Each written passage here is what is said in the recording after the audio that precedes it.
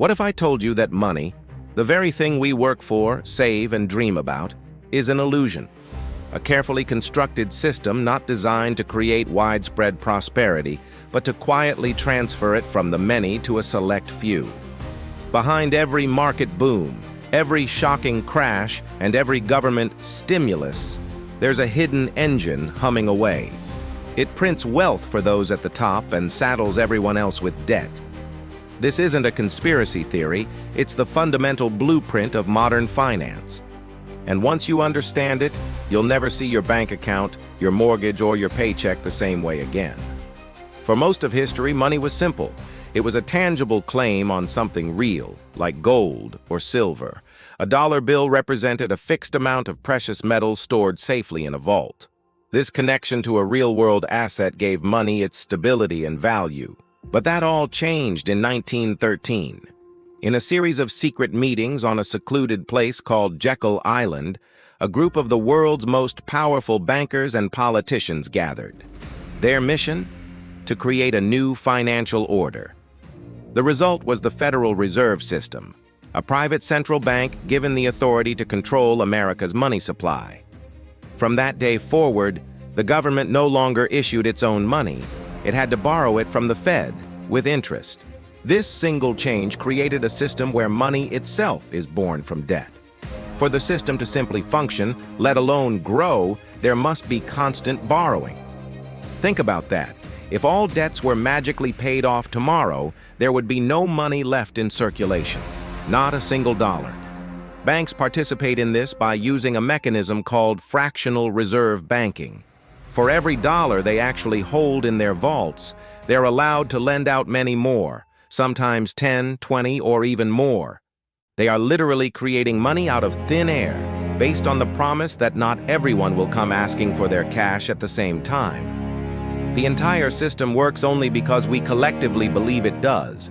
After World War II, this model went global. At the 1944 Bretton Woods Conference, world leaders agreed to peg their own currencies to the US dollar, which was, in turn, still pegged to gold. This effectively made the United States the world's banker. The dollar became the global reserve currency, a source of stability in a war-torn world. But America soon fell into the temptation that power brings. The government started printing far more dollars than it had gold to back them up, largely to finance wars and expanding social programs. By 1971, the discrepancy was too big to hide. Other countries began demanding gold for their dollars, and the U.S. gold reserves were rapidly depleting. In a move that shook the global economy, President Richard Nixon unilaterally severed the dollar's last link to gold. The Nixon shock was a declaration to the world. The U.S. dollar was no longer backed by anything tangible. From that moment on, all major currencies became fiat money, backed only by government decree and public trust. This unshackled governments from any physical constraint. They could now create endless amounts of money, and every new dollar was simply borrowed into existence. This is the secret engine. When a government needs money, it issues bonds, which are basically IOUs. The central bank then buys these bonds with brand new, digitally created money. The government spends this new money, and you, the taxpayer, are left to pay back the original debt plus interest through both direct taxes and the hidden tax of inflation, which devalues your savings. The consequences have been staggering. Since 1980, global debt has spiraled from around $10 trillion to over $300 trillion. That's a 30-fold increase. During that same period, has the average worker's real income, adjusted for inflation, seen a similar explosion? Not even close. For most, it has stagnated. So where did all that new money go?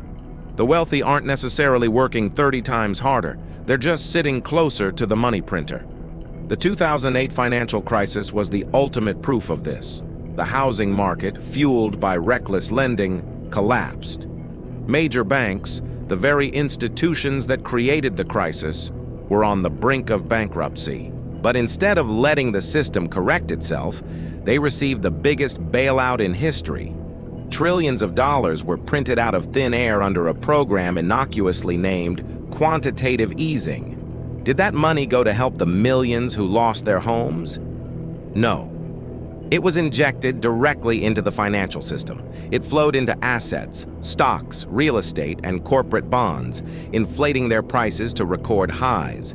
Those who already owned these assets saw their wealth multiply overnight. Everyone else just got the bill in the form of rising costs of living. By 2020, this cycle became the new normal. Crises were no longer seen as failures, but as opportunities to expand government and central bank control.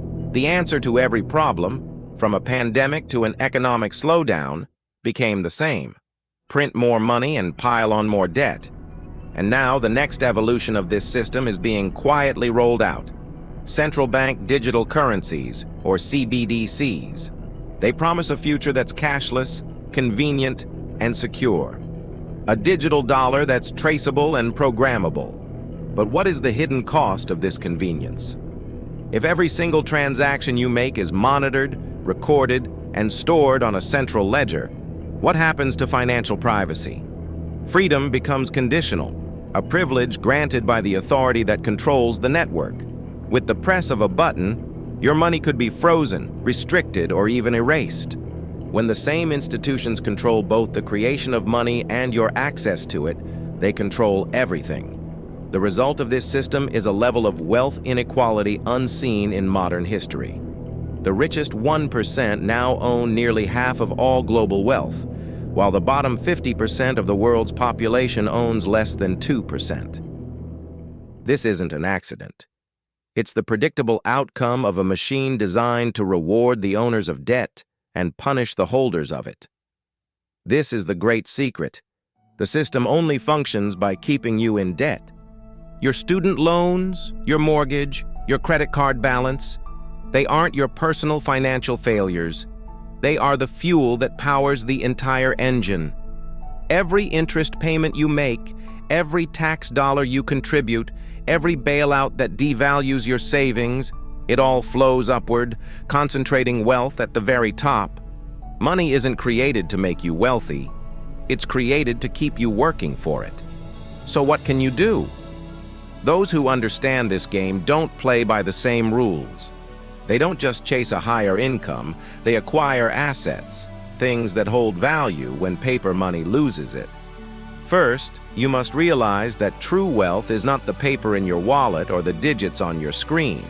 It's the things that can't be printed: tangible assets, valuable skills, your own business, and your time. Second, understand that every crisis will be used to justify the same solution: the creation of more debt. Don't be surprised when it happens again. Third, and most importantly, knowledge is your only real protection. Once you see the pattern, you can start to step outside of it.